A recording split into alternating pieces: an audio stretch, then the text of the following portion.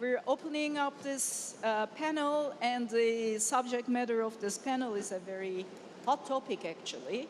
It's the relationship between the free speech and technologies. When we talk about technologies, of course, the internet is the first come to mind.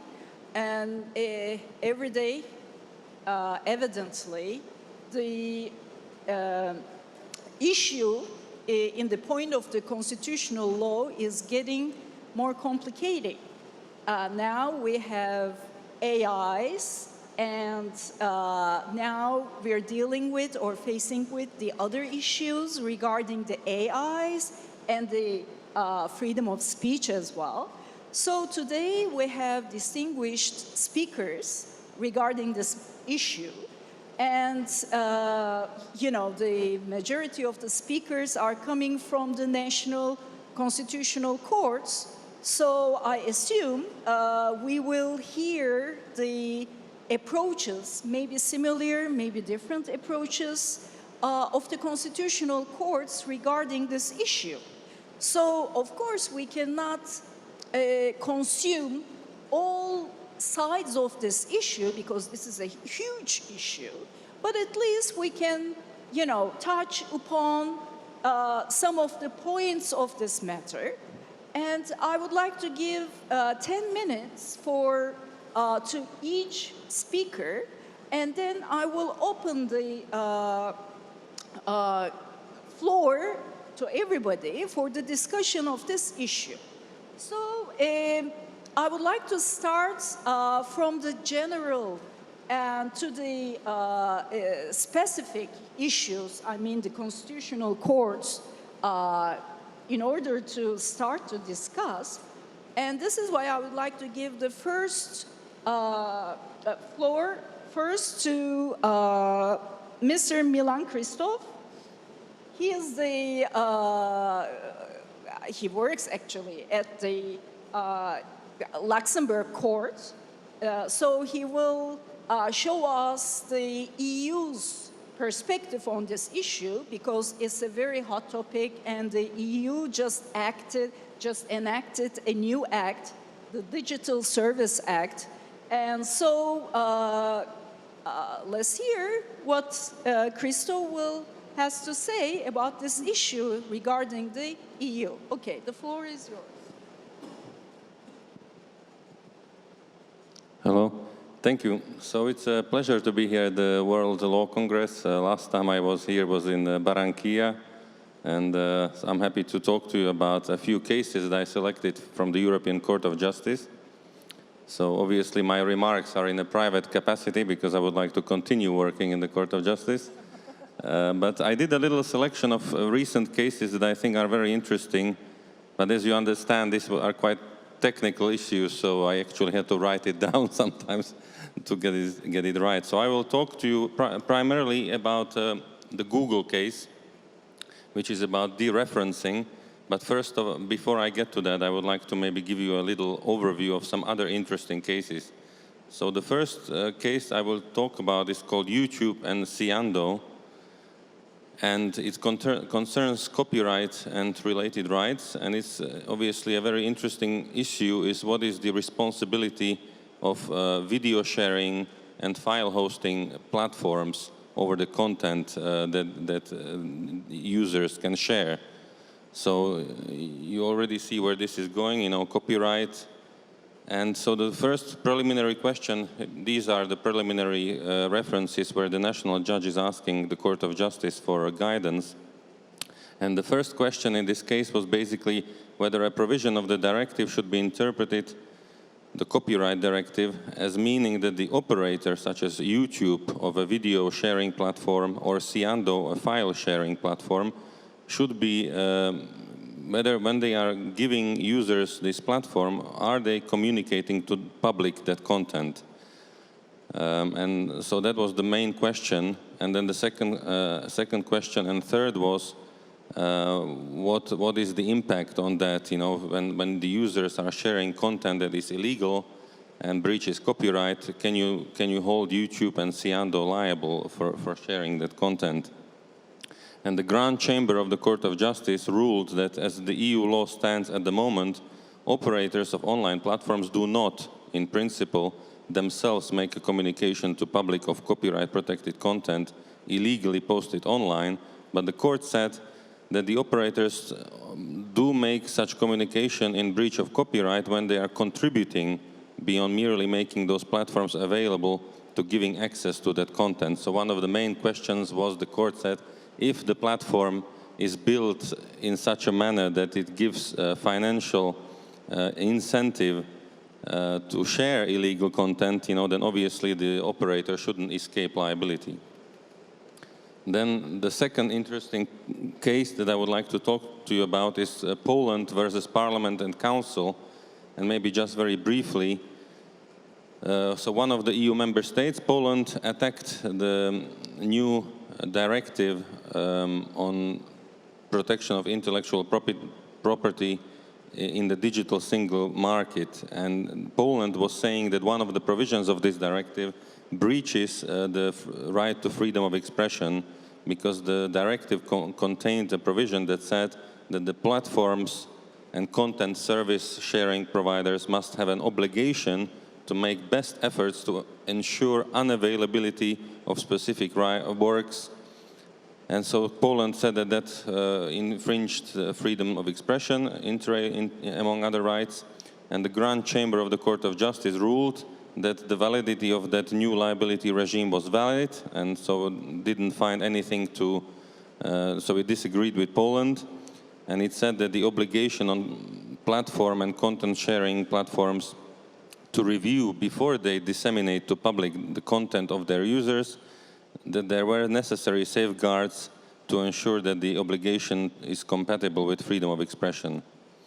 Then the next case I would like to talk to you about is, and that's the main case, is Google on dereferencing of allegedly illegal content. So that's illegal or inaccurate. So it was a reference from the German Supreme Court, Bundesgerichtshof, and it concerns protection of personal data, and it was a request for dereferencing of allegedly false information.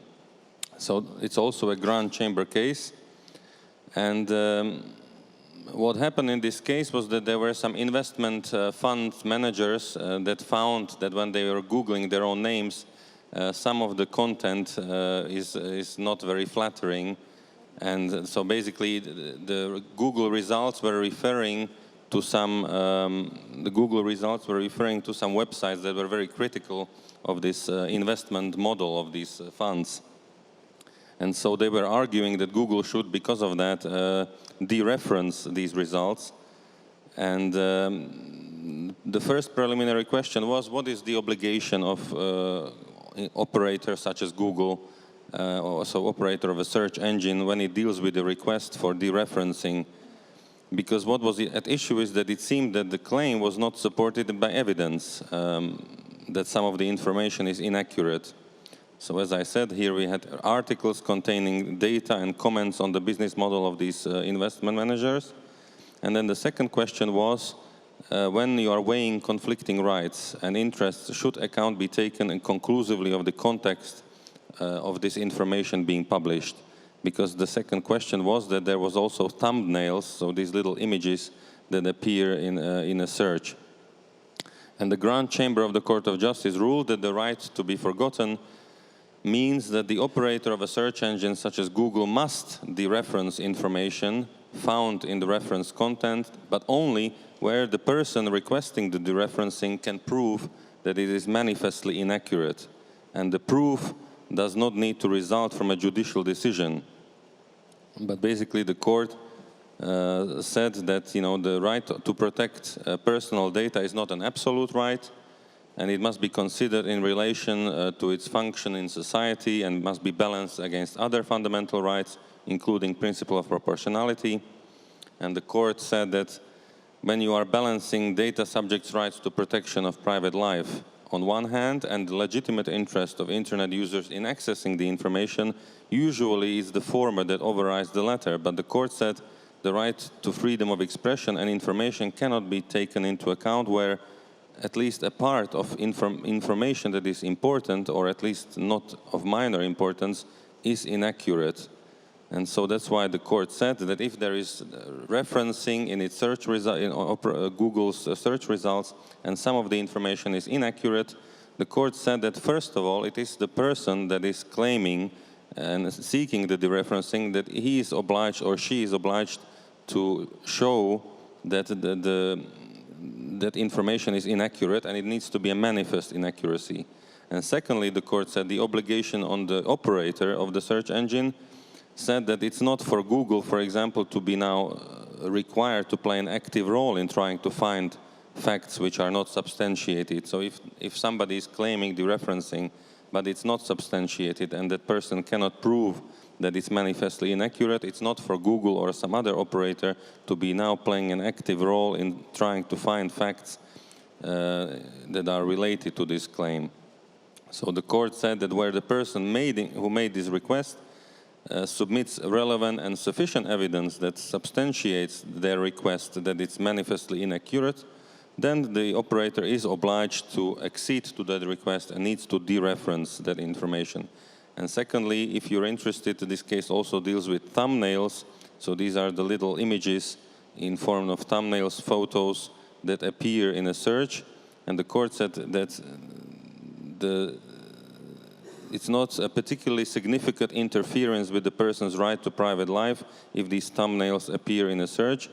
And the court said that a separate weighing up of competing rights and interest is required. And it said finally that you don't need to take into consideration the content of the publication on the internet page, because these people that were seeking the dereferencing said you cannot just list these results in a Google search, but you need to also provide content. And the court said that in this case that was not justified. Thank you. Thank you very much, Milan. First of all, for meeting your deadline. And second of all, yeah, it was a very good summary regarding the case law of the Luxembourg court. It's really important, Luxembourg court's case law, because it also influences not only the EU member countries' constitutional courts, but also the other constitutional courts and, you know, high courts, supreme courts in other parts of the world as well. So when we take a look at the case law, yes, the case we have case law, but it's not very established and well developed yet. Apparently, we have more ways to go regarding to establish. And there are two main issues when we take a look at the case law. First of all, or one of the issues is the obligations of the service providers. This is a big issue, whether to obligate them, how much, what should be the restrictions, etc.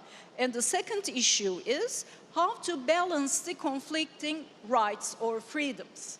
So thank you very much for giving this summary, and I'm pretty sure when we open up the floor, there will be interesting questions to you. So I would like to give the floor to Ms. Laura-Iuliana Scântei. Am I saying right your last name? Okay. Mrs. Scântei is the judge of the Romanian Constitutional Court, and I can give it to you if you want to, if it doesn't work. It's about digitalization. Okay, so her presentation will be the balance between the digital cybersecurity and the, of course, freedom of expression. Okay, the floor is yours, Laura. Thank you so much.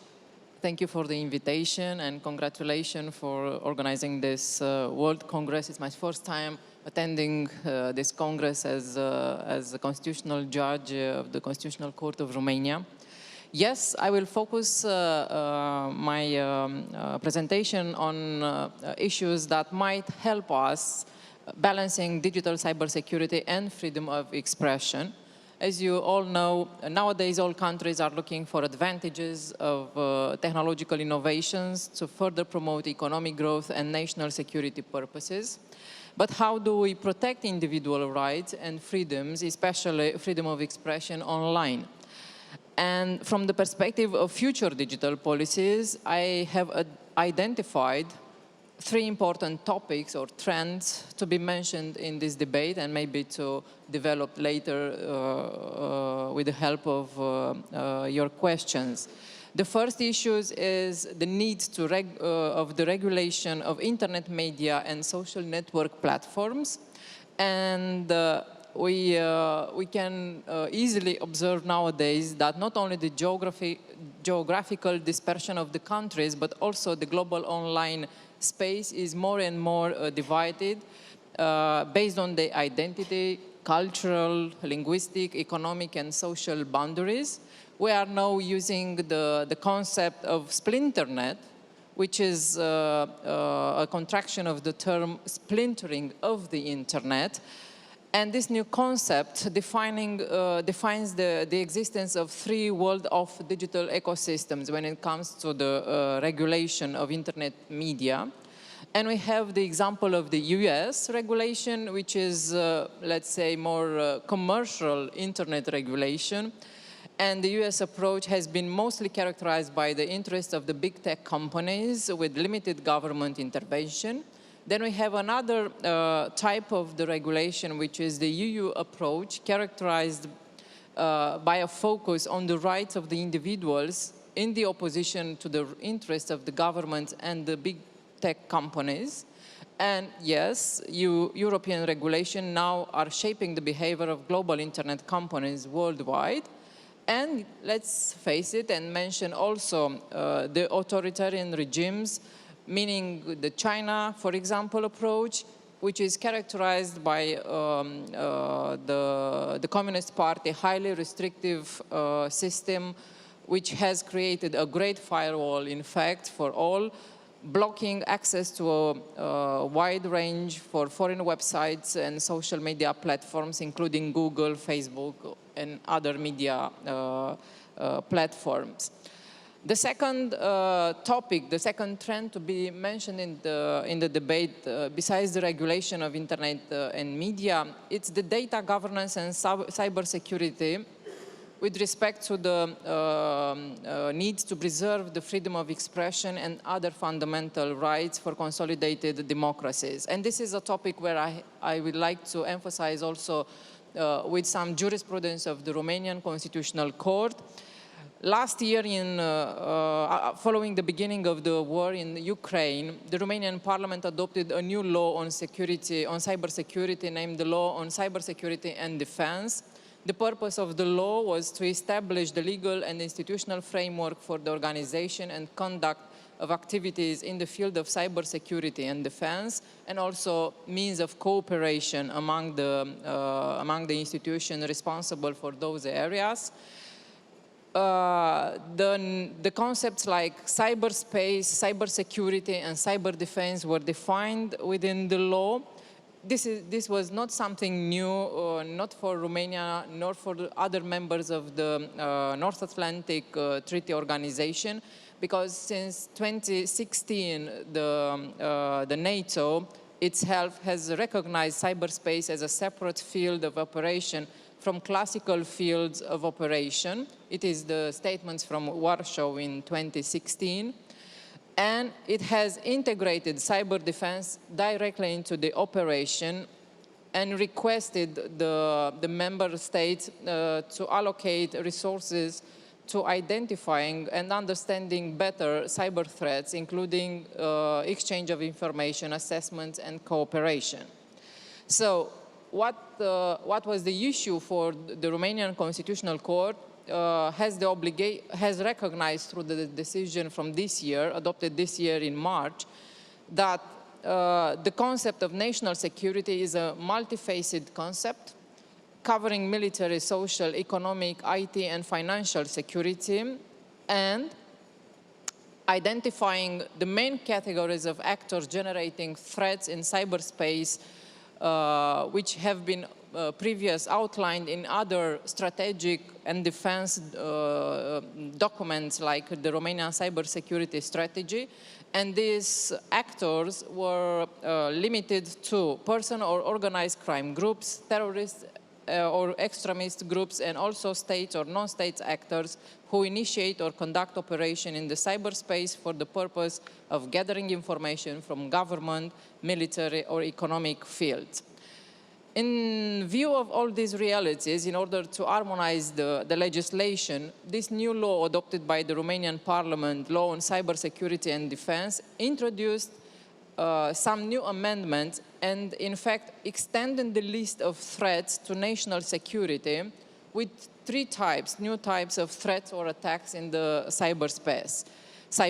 It was the cyber threat or attacks on information and communication infrastructures of national interest.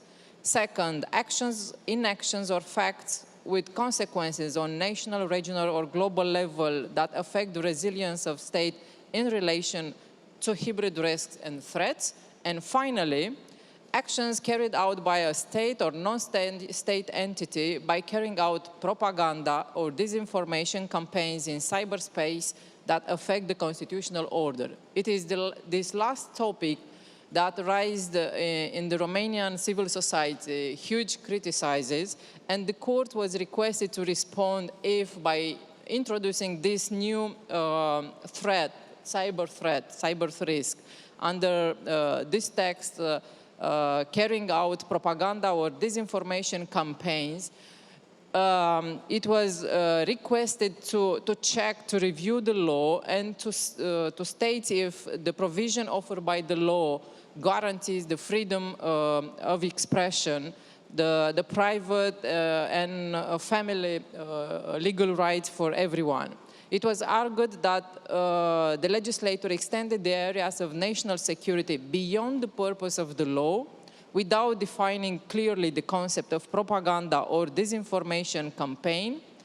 Then it was also argued that the introduction of all networks, as you already mentioned before, the informatic systems in the system of protecting national security is an excessive and violates freedom of expression, as well as the right to personal, family, and private life. Yes, court has analyzed, and in its decision adopted this year in March, the Romanian courts noted from the wording of the rule that not every propaganda or disinformation campaign in the cyberspace affects the freedom of expression. This new type of threat may concern only those propaganda or disinformation campaigns that promote incitement to war, hatred based on race, religion, nationality, territorial separatism, or public violence, but also the change of constitutional democratic regime or the abolition of constitutional institution. The judges from the Romanian Constitutional Court offered to all the authorities, in order to apply this law, 3 objective conditions. The first condition is that the threat has to come from a foreign state or for a foreign national organization. The second one is that the action must take the form of campaigns, organized succession of action characterized by intention, by a certain frequency. The third condition requires an action to take place in the cyberspace through functional social and communication network in order to affect, and there is a need to affect the constitutional order. So my final remarks, which remain for all of the panelists and for the audience, is how should states deal better with this digital trilemma of simultaneously generating economic growth, protecting individual privacy and freedom, but also safeguarding national security. Thank you so much. Thank you very much. Actually, this is a very important issue regarding the terrorism and terrorist attacks and cyber defense as well. And it reminds me pending case, ongoing case in the US federal court, Gonzalez versus Google. Probably some of you are familiar to this case. Gonzalez's family opened a suit because he was killed in 2015 terrorist attack in Paris. And actually, the family wanted some kind of liability of the Google because of the algorithm of the Google. ISIS promoted and designed, programmed these kind of attacks. Is still a pending case, so we will see how the Supreme Court will actually interpret this case. If the court finds liable to the Google, and then I think the all the situation regarding the liability of the operators will change in the future. So thank you very much. And the next speaker is Ms. Holta Zaçaj. Ms. Zaçaj is the president of the Albanian Constitutional Court. Welcome. And her speech will be, I think it's a very interesting and important subject matter as well, the role of the judges. What is the role of the Constitutional Court's judges, or in general, what is the role of the judges regarding this issue, freedom of speech and technology issue? Okay, the floor is yours. Well, thank you. It's a great pleasure and a great privilege to be among you today.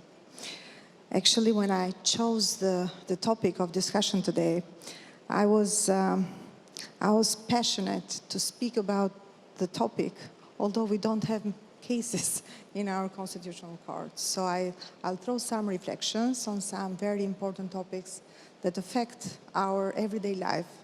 And again, also I'll speak about the role of the court, and I'll highlight one latest case from Strasbourg Court on tackling upon the freedom of speech on an online scenario. Anyway, going back, as I was introduced, I come from Albania, a country that had one of the most repressive and restrictive regime, communist regime, where freedom of speech was one that was basically not allowed. So freedom of speech now is considered a sacred right in my country. We don't get it for granted, and we fight to keep it, to uphold it. So it's really one of the keystones of our fragile democracy, yet in development and with some progress in that context, especially considering that Albania is in its way of succession to EU. Well, we all, I think, agree that we live in an era marked by new information and communication technologies in which internet and online networks are rapidly evolving in all countries. The number of online media outlets has visibly increased, with hundreds of news portals allowing for more pluralism and diversity of media and journalism, thus contributing to enhancement of democracy in general. The sweeping availability of internet, blogs, portals, discussions, forums, new media, and new technologies have certainly provided more opportunities for freedom of expression. This newly found freedom and journalistic availability has also given rise to new concerns, such as the spreading of fake news, gossip, undue criticism, defamation, innuendo and baseless accusations, and in more extreme cases, propagation of hate speech and cyber nationalism. Well, an important topic or under topic to discuss, I think, is the artificial intelligence. Another novelty, yet a reality of nowadays life, is the artificial intelligence. Human interaction and activity are evolving by means of artificial intelligence in many directions and aspects, as many processes of human minds are being replaced by computerized processes. Such computer systems are rapidly influencing the lives of individuals by affecting also various aspects of their privacy, but also potentially infringing their personal freedoms and rights. Therefore, the new challenge of this century with regard to human rights is to rapidly create regulatory mechanisms to prevent, reduce such potential violation of rights and protect these rights from the technological developments related to artificial intelligence. To be applauded are the recent and ongoing initiatives, especially of Council of Europe, such as the ongoing work of the Committee on Artificial Intelligence. But what will be the role of the courts?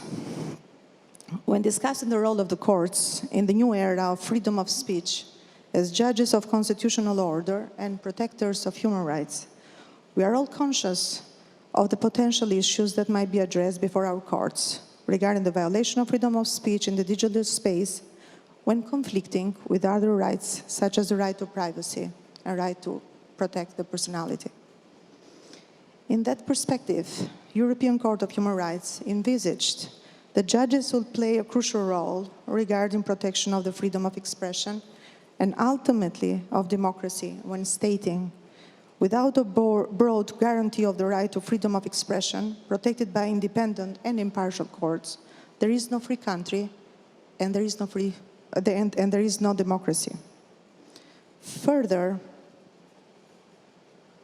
they mentioned that national and international judges play a major role in establishing standards on protection of freedom of expression in the internet. In the speech, you'll have also the quotes. Well, I think, considering this role of the judges, we will be faced, or we are faced with the dilemma of redefining the freedom of speech. Hence, the borderline between the right to privacy and freedom of speech in the digital area, the freedom of speech needs to be redefined in order to apply when they're in conflict with each other. Both are not alienable rights, and in general, they sustain each other.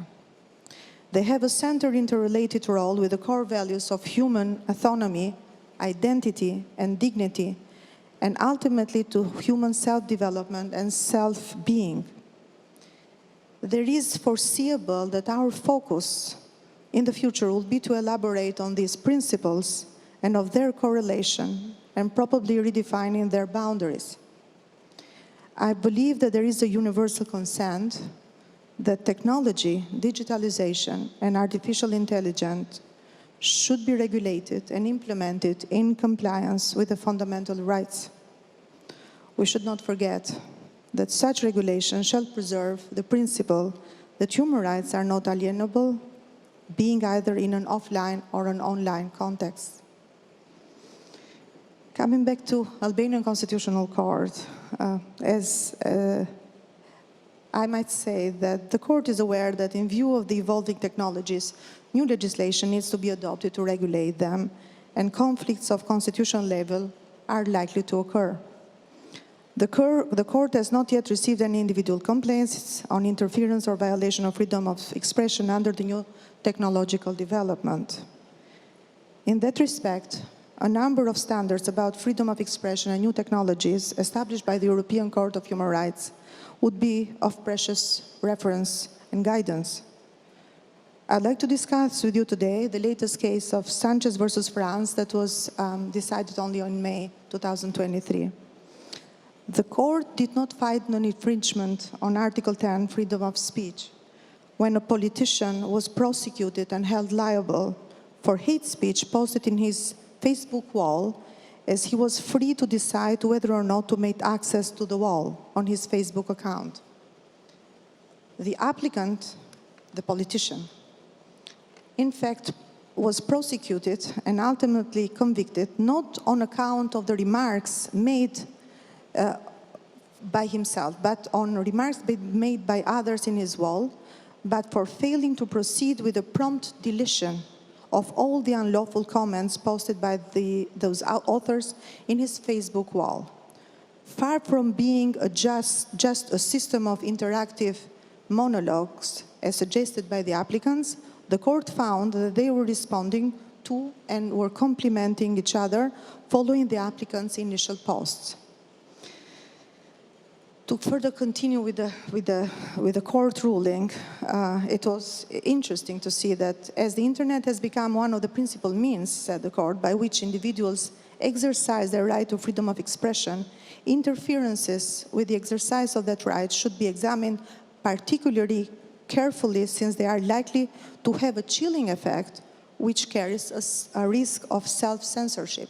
So this was also another direction that court weighted when giving this ruling. The possibility for individuals complaining of defamatory or other types of unlawful speech to bring an action to establish liability must, in principle, be maintained to constitute an effective remedy for the alleged violation. So they found that the ruling on the domestic level, so to help the politician accountable, was right, and there was no infringement of speech because there was the right of privacy and the hate speech, the protection from hate speech of the others. So these are the new boundaries that we see on an online context. To conclude, this is the last one, I know. The court further elaborated the possibility of on exempting the producers from all liabilities which might facilitate or encourage abuse and misuse, including hate speech and calls to violence, but also manipulations, lies and disinformation. In the court's view, while professional entities which create social networks and make them available to other users necessarily have certain obligation, there should be a sharing liability between all the actors involved, allowing, if necessary, for the degree of liability and the manner of its attribution to be graduated according to the objective situation of each one. I hope this provided a little bit of food for thoughts so that we can elaborate with each other further in the discussion. Thank you so much. Thank you very much, Holta. I think the role of the courts and judges regarding this issue is really important, you know, because they're the sole interpreters of the scope of the freedom of expression online. So what is the scope? What are the limits? Will be decided by the judges and the courts. We saw one approach in the EU, in the Luxembourg court, and we can see another totally opposite approach. For instance, in the US, a federal district court just issued a judgment in the beginning of this month on July 3rd, and the judgment is, and the reasoning of the judgment is pretty interesting because in this case, the judge deems that the administration, Biden administration, violated the freedom of expression online because they prohibited some contents regarding the negative outcomes of the vaccines and lab leak theories, etc. And the judge deemed that this kind of prohibition is Orwellian. He called this prohibition Orwellian, and he issued a temporary injunction, actually, to the officials, some officials, regarding the members of the Justice Administration and the officials of FBI to contact the operators in order to discourage them to release this kind of speeches or opinions online. So this is another approach of the judge. So apparently there is no one approach. And so there's a lot of matters regarding the issue to be discussed. Okay, I would like to give the floor next to Professor Arta Vorpsi. She is the professor of constitutional law and in Albania, and also she will talk about the approach of the high courts regarding this matter. in Albania. Okay, the floor is yours. Arta. Thank you, Selin. Thank you very much. It's very nice to be again in such activities, and I would like to thank all the organizers, especially Professor Arnold, that made it again to bring us together after some years of interruption due to COVID. I'm the only person who is not a judge here, so I come from academia.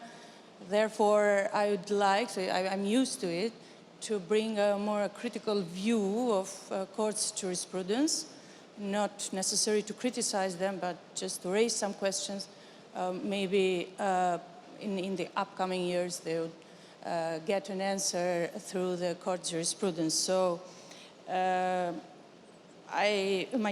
aim of my report today is to focus on the methods and the scope of interpretation of higher courts in Albania, meaning the Supreme Court and the Constitutional Court of Albania, in cases where there seems to be a faint line between protection of one's freedom of expression and threats to democracy. So the first case comes from the Albanian Supreme Court. It's a case known as the public prosecution versus Ibrahim El Sali from October 2022, which deals with criminal prosecution of individuals on grounds of hate speech through digital platforms.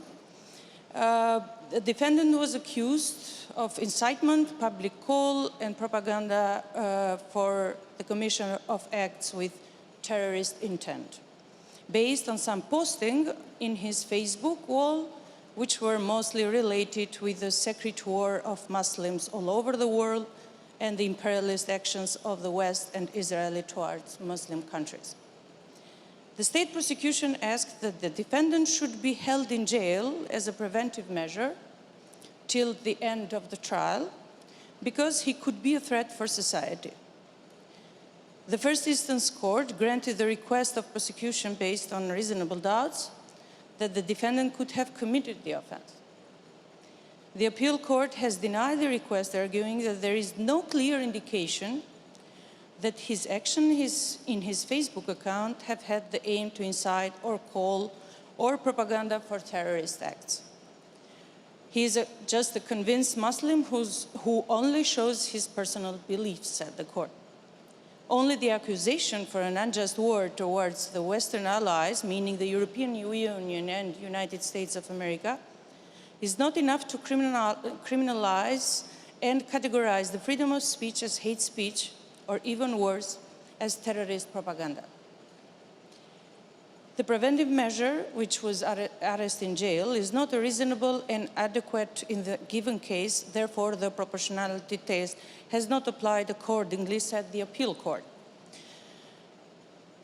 At the end, the Supreme Court upheld the decision of the first instance court, legitimizing the arrest of the defendant, reasoning that the appeal court refused to apply the necessary criteria for granting a preventive measure in the respective way, preventive measure in a preliminary hearing without giving the facts gathered by the prosecution the respective weight and meaning, which are different from these applied during a criminal trial, said the court. Therefore, according to the Supreme Court, the appeal court has simplified the actions and facts, which has led to a different result, namely in non-serious offense. The court stated that the criminal code foresees that as one of the ways of the realization of the criminal offense is the moral support for the commission of acts with terrorist purposes. The support of an entity which by resolution of the United Nations Security Council has been considered as a terrorist organization or a global threat cannot but constitute support for the actions with terrorist purposes. Freedom of speech could not offer any protection in such cases, stated the Supreme Court. Therefore, the accused stayed in jail, although in his Facebook wall he had only some dozens of followers. The second case, which I'd like to present here, comes from the Albanian Constitutional Court. This presents a different scenario. It faces us with hate and conflictual speeches in political discourse. by high state official, namely the President of the Republic, during election campaign and the interpretation of the Constitutional Court if such behavior could be considered as a constitutional infringement and as such a cause for the President's impeachment. Actually, the case is more complicated, and I would not prefer to go into details, but just to focus on the way how the Constitutional Court interpret the limitation of the freedom of expression for high officials. The Parliament discharged the President because his personal and institutional behavior were not in line with the duty of a head of state, causing a serious infringement of the Constitution. The decision of the Parliament should be verified formally and substantially by the Constitutional Court in order to become valid. And one of the charges was that the President has used a conflictual language towards the strategic allies, mostly towards US ambassador, stating that he does not take in consideration declaration or actions of corrupted diplomats, and the US ambassador has no right to impose him, etc. Furthermore, which is kind of more serious, he called all Albanian citizens to stand up to fight against the incriminated government, which he called with different names as criminal band, corrupted villain, members of government, and so on, with sharpened pitchfork to cut through any hand who would dare to touch the free election.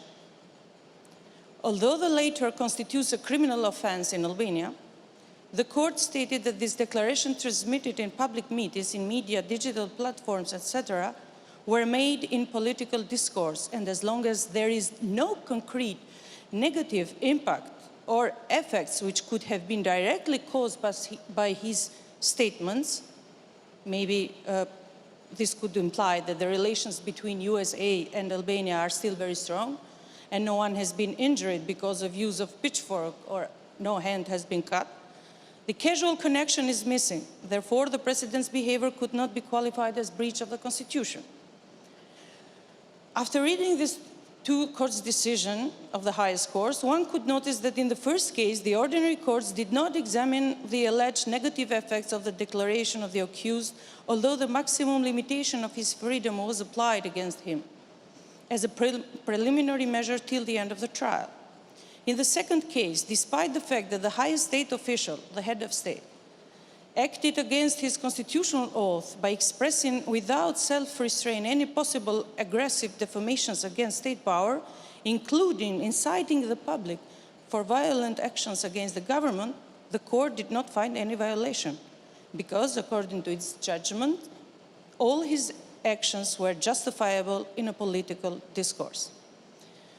This raises a question about the limits of freedom of speech in a democratic society. Does the court apply the proportionality test with more flexibility in cases where the subject is a state official rather than in cases concerning common individuals?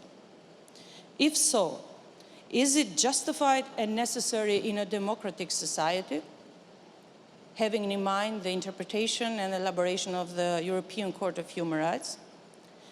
Is the scope of freedom of expression with respect to criticism of government, or maybe from government, larger than it may be when a private citizen is the target or even in the individual politician? Here comes in mind the case Fatullayev versus Azerbaijan of 2010 of European Court of Human Rights. As much as free speech seems essential to the survival of democracy, its abusive exercise may also threaten to destroy it.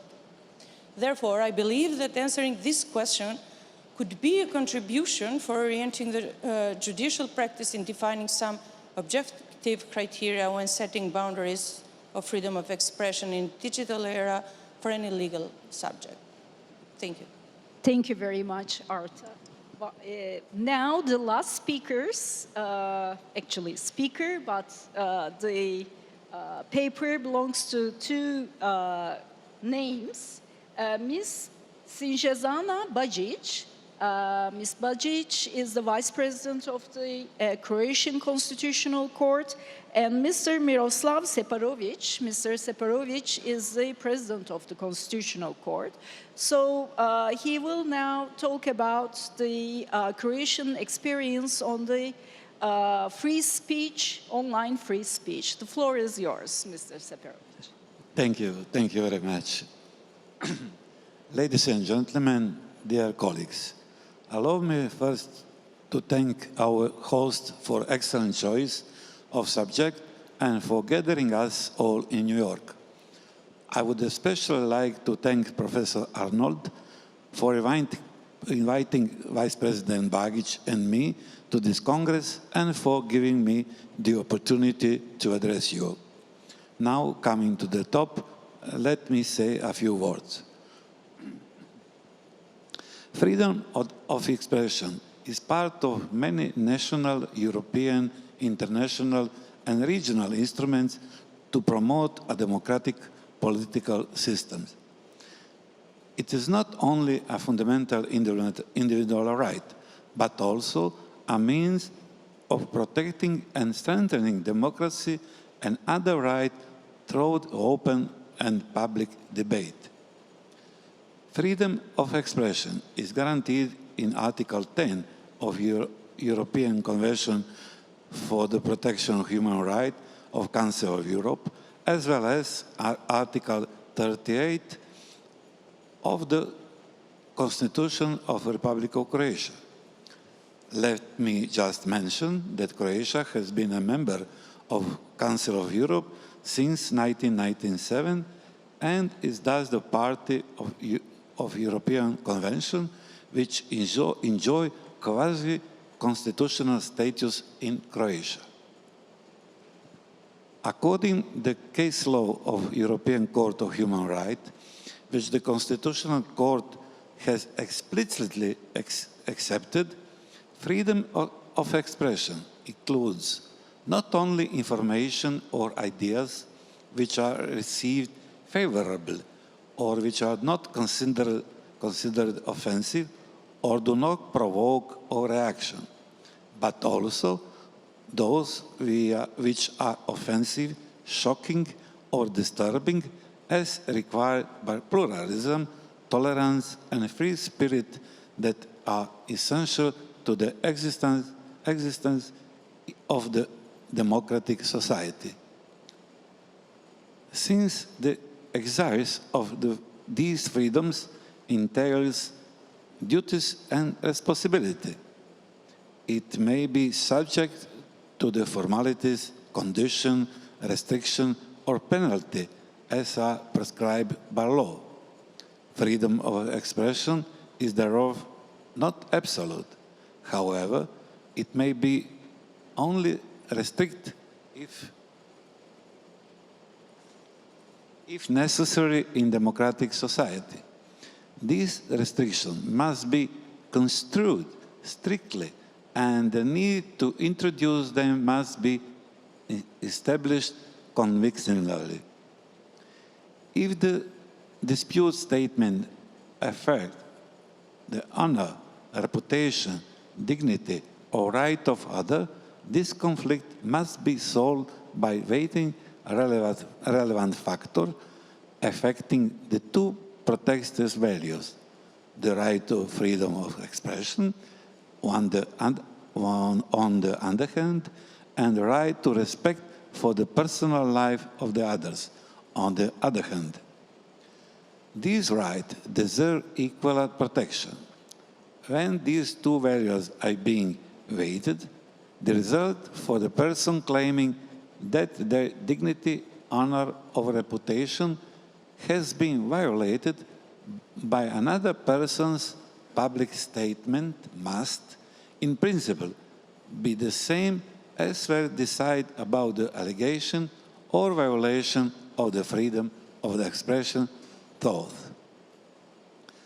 Freedom of expression embraces a variety of forms and means to manifest, transmit, and receive information and ideas.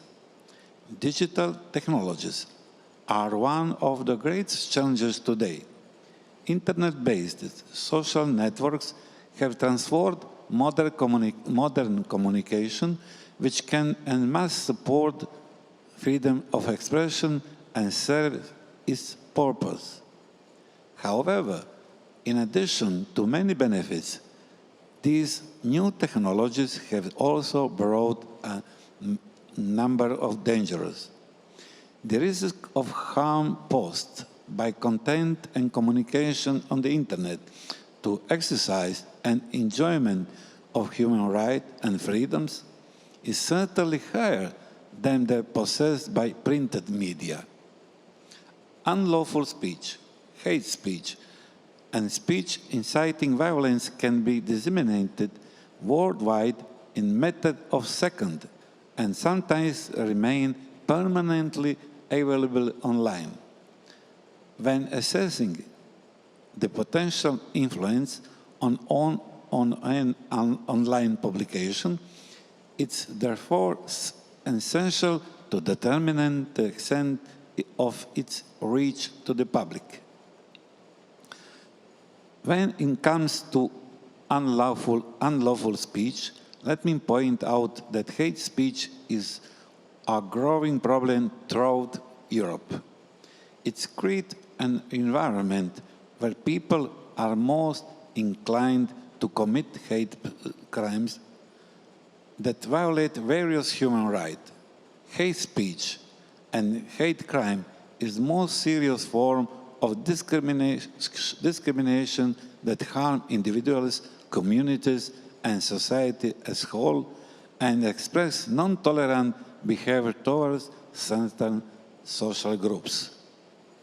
Hate speech has significant chilling effect and is one of the examples of why freedom of speech must be restricted. Tolerance and respect for the equal dignity of all people are a foundation of democratic pluralistic society. It is the new digital technologies that enable the rapid dissemination of hate speech. Therefore, internet portals and social media account holders must assume duties and responsibilities to protect the right of the others on the internet.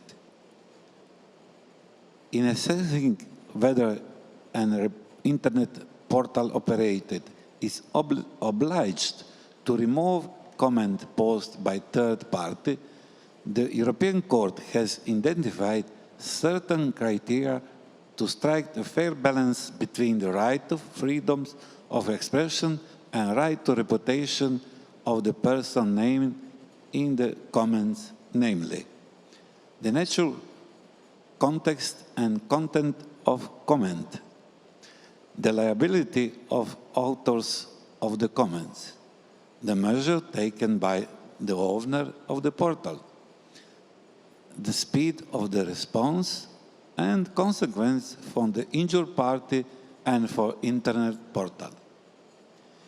In comment by use do not amount to hate speech or direct threat of the physical integrity of others. The objective responsibility of internet portals for the comments of third party can be considered a violation of right to expression, especially if the internet portal has appropriate tools for a quick reaction and for the removal of offending comments. Dear colleagues, starting from the fact, the way of communication reporting to the public are changing, taking new forms and an even faster pace. We are facing growing challenges in finding ways to protect and promote right of freedom of expression on the one hand, and to protect those who are exposed to human rights violation in digital space on the other. To that end, I would like to point out that the Croatian Constitutional Court is constantly upgrading its practice with regard to Article 38 of Croatian Constitution, Article 10 of European Convention, which refer to the freedom of opinion and expressions. Ladies and gentlemen, dear colleagues, thank you very much for your attention. Thank you very much, Mr. Šeparović. So, from all of the speeches, I think we have some common issues. The first of all, the scope of the freedom of expression online, and the second, how to regulate internet and how to limit the freedom of speech on internet. This is a big issue. And also we have other issues that we didn't have time to touch upon. Holta, for instance, mentioned the IA and IA's impact on freedom of speech. For instance, can ideas generated by non-humans be part of the freedom of expression? Is one of the very important questions to be discussed. So I would like to, we don't have a lot of time, but I would like to open the floor for the comments and questions to the panelists.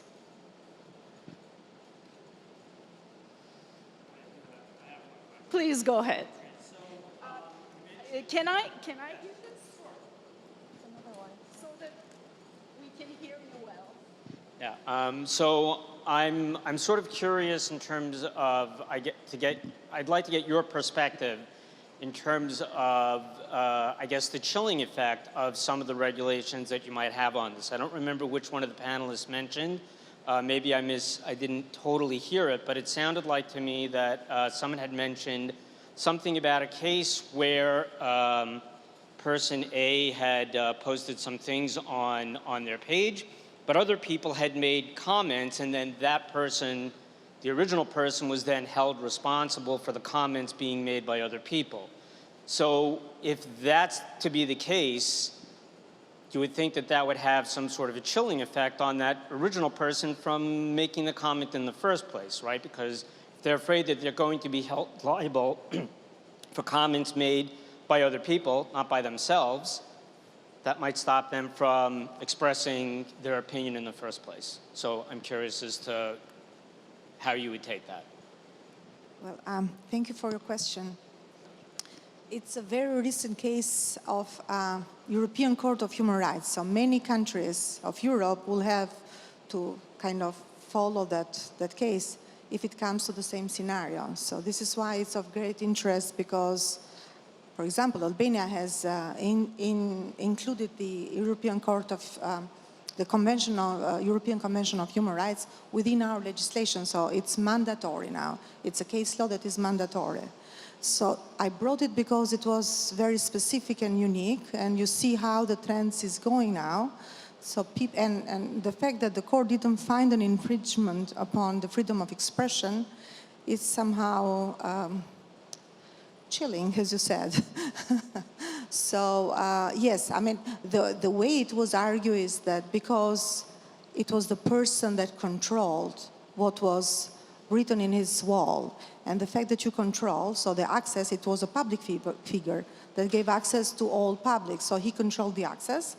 And the fact that he let it there, it means that it's kind of, it's a certain degree of approval also from the person.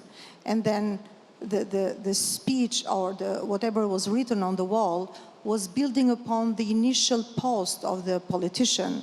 So in that regard, so on this specific context, they found that there was not an infringement of freedom of speech, but then it was a necessary measure to protect from defamation and had hate speech for the other people that were mentioned. So it was against Muslims. I mean, if you go, I didn't want it to take more time on the case, but it was important how they see how this case would build on some liabilities regarding the way we can manage freedom of expression in the online context. And furthermore, they tackle upon also the fact that the social program, which is Facebook in this regard, they had to provide some filters and they tackle upon some shared responsibility between the social networks and the individuals using them. But in that regard, in this case, in this specific case, the fact that he used the public access, so he managed that, they didn't found any liability for the social networks because it was a free will choice of the accountant. But it's a very interesting case, and when I saw it, I thought that maybe it will be of interest, and I thank you for bringing the question on it. Thank you. Okay, thank you very much. So we can take one more question or any comment, if there is. Okay, then we're closing.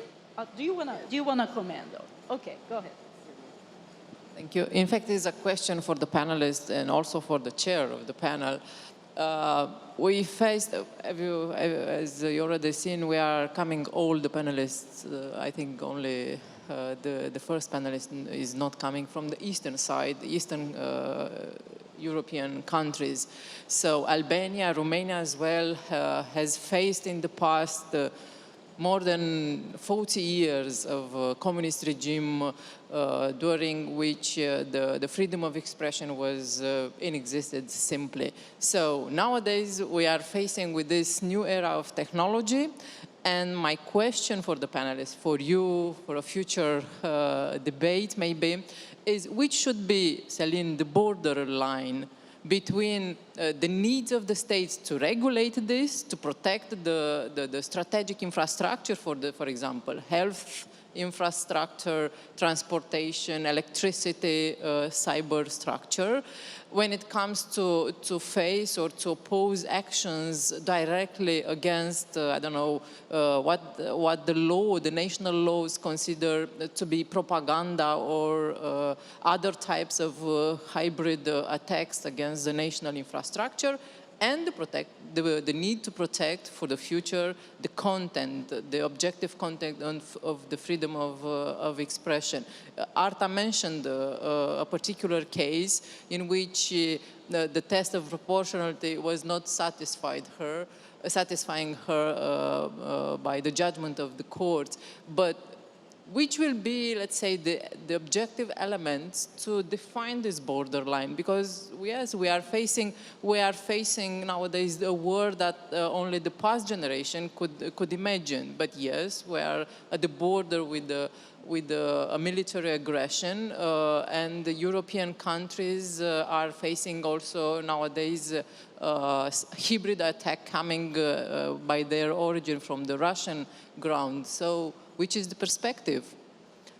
This is the question because we are the judge. We are expecting the referrals. I don't think there is only one answer. If you find the answer, then I think this is done. But would you like to answer to this question, Laura's question? Do you have any comments on it? On the floor as well?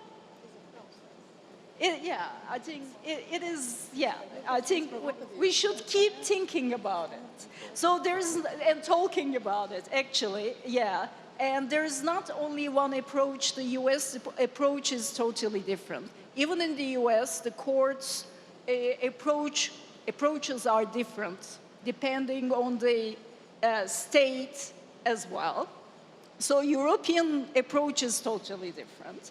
So I think we will keep thinking about it, and I don't think there is only one solution, or the solution is just, on the way. So we need some time. Okay, thank you very much, everybody. So we are closing this panel. Thank you very much to all speakers. So I think we have only 5 minutes to recess, and then the other panel is starting here.